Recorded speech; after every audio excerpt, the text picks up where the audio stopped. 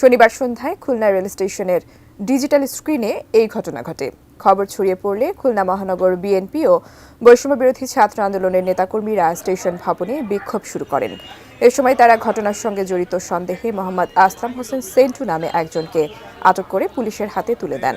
Khulna railway পুলিশের OC Ferdous Alam Khan বলেন, সন্ধ্যার দিকে ডিজিটাল স্ক্রিনে এই ঘটনা দেখার পর স্টেশনের কর্মকর্তারা লেখাটি বন্ধ করে দেন।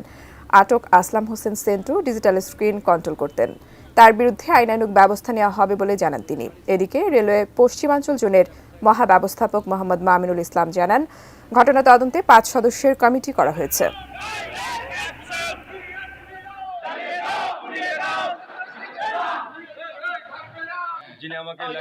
মাফিয়া প্রধানমন্ত্রী শেখ হাসিনা ভারত থেকে একটি ফেসবুকে একটা স্ট্যাটাস দেখেছি, সেখানে তিনি বলেছেন 16 ডিসেম্বর আওয়ামী লীগের নেতাকর্মীরা পাঞ্জাবি পড়বে, যারা মাথায় এবং মহিলারা যেন কপালে সিঁদুর দেয় এবং ছেলেরা যেন ধুতি পরে আসে, যাতে করে দেখানো যায় এবং আওয়ামী লীগের সাংবাদিকরা ছবি নেবে এবং এই ছবি নেওয়ার পরেই তারপরে যা কিছু ছবি আসবে এবং এই ছবিগুলি ওনার কাছে পাঠাতে হবে এবং এই ছবিগুলি উনি বিভিন্ন দেশে পাঠাবেন এবং ইন্ডিয়ান আর্মি বাংলাদেশে প্রবেশ করবে এবং 99% কাজ হয়ে যাবে। এই ধরনের ষড়যন্ত্রের অংশ হিসাবে এই ধরনের কার্যকলাপ আজকে খুলনা রেল স্টেশনে করা হয়েছে বলে আমি মনে করি।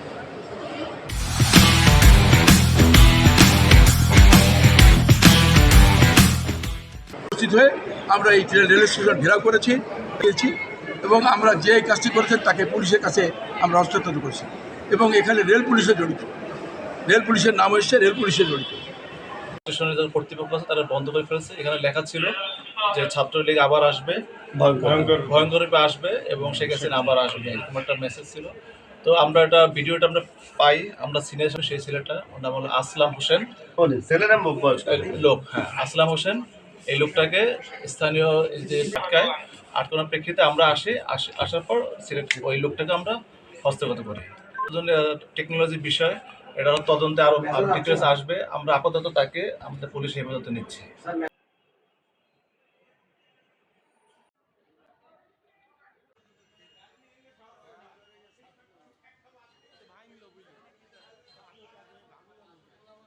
পরিবর্তন করে না কেন?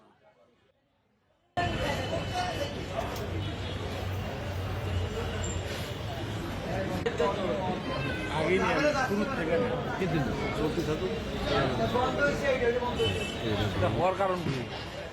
এটা করে ছাড়িছে, এর কিটা কোথায় দেখতে হবে?